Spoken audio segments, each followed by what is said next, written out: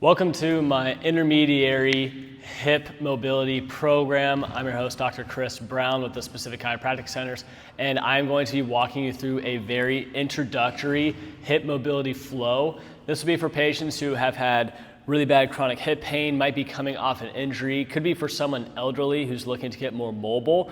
Really, this is just the beginning course. It's going to be super basic moves. It's going to be minimal difficulty, and it should be things that all ages are able to do. I'm going to make this super simple so that even my 82-year-old grandma can do all of these movements, okay? So it's going to be very, very basic, nothing advanced, nothing causing us to roll around, and then there will be future videos being made that will kind of start elevating the degree of use essentially of our body. Our body is meant to be able to fold, it's meant to be able to rotate, it's meant to be able to side bend, and it's meant to be able to do all of those things in one. And we need to be doing that versus kind of keeping us in a stuck position. So without further ado, there's going to be 4 movements for this video. It's going to work with the hip and the hip joint. It's also going to incorporate a little bit of the lower back, which is also part of the rear part of our hips. And then the last part is going to be a little bit of kind of anterior, so like thighs, quads, and then also a little bit of lower back too. Once again, very, very basic, but this can kind of just help start to open up our hips and open up our lower back. Majority of us these days have tight hips and tight lower back. So first step is going to be getting your butt on the floor.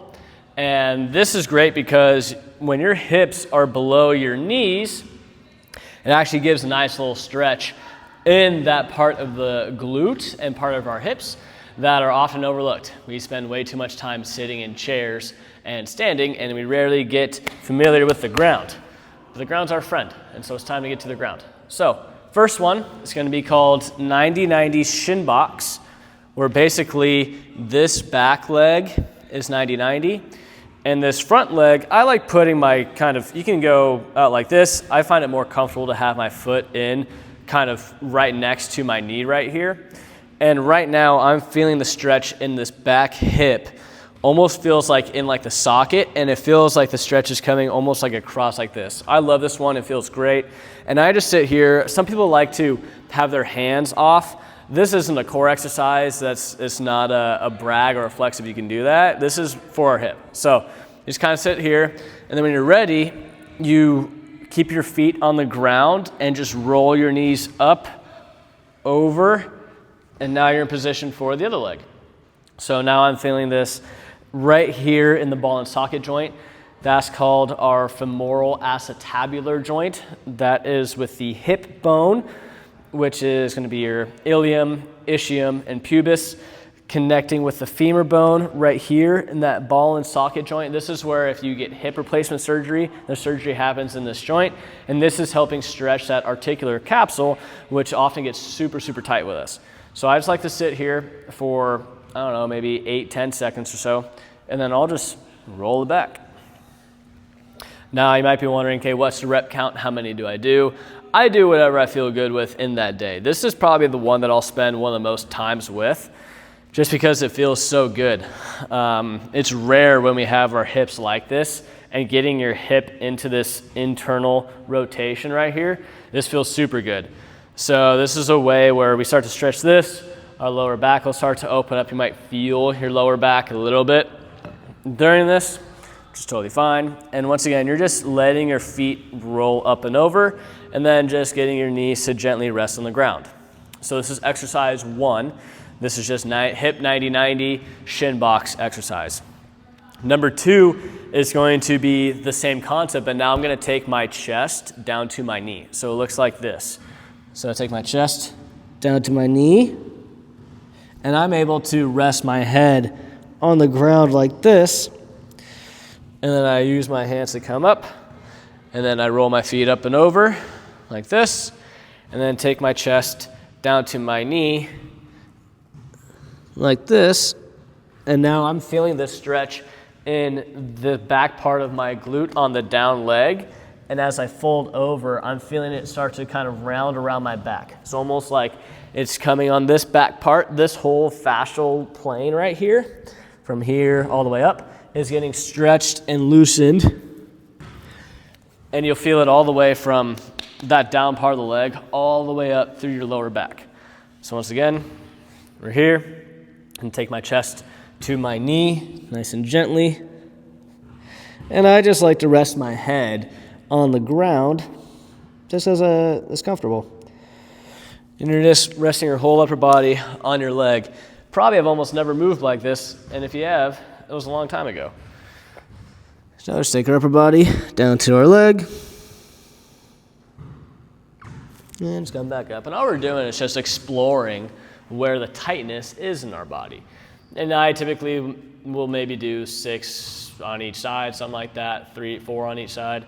But really it's just, what does your body need right now? I don't really like doing rep counts. I just kind of move my body until it says I'm good.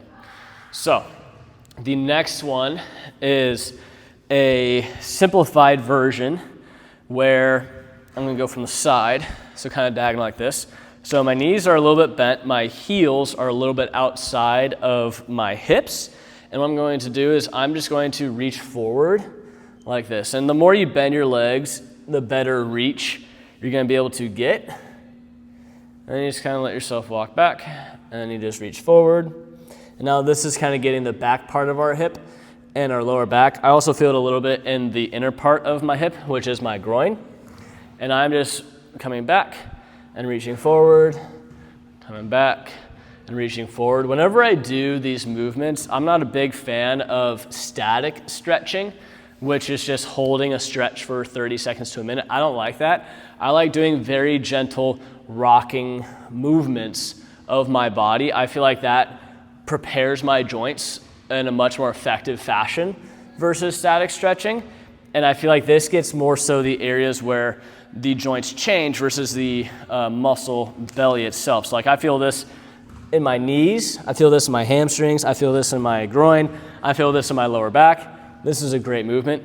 I'm going to show the advanced movement in case that someone here is able to do the advanced. If you're old, I do not recommend this, okay? Just stay with this one. If you're younger, a little bit more agile, this is the advanced one where you actually roll up, come on your back, and then you get forward and follow through. So you roll, almost get your knees to your face, just use your legs momentum and reach through. It's a great way to open up your lower back. I do this before almost every workout session and mobility session. It's a great way to start my movement. So that's the third one. You can call those lower body rocks. My fun name for it is fruit roll-ups, especially when you do the full movement, but that's just a partial. The reason why I do a partial is my grandma tried it on her own and she didn't like the full rocking up. It made her dizzy. So just doing that kind of back part, just this part, just like this. You can go slower, bigger reach, use your hands to kind of walk forward. Feels really good.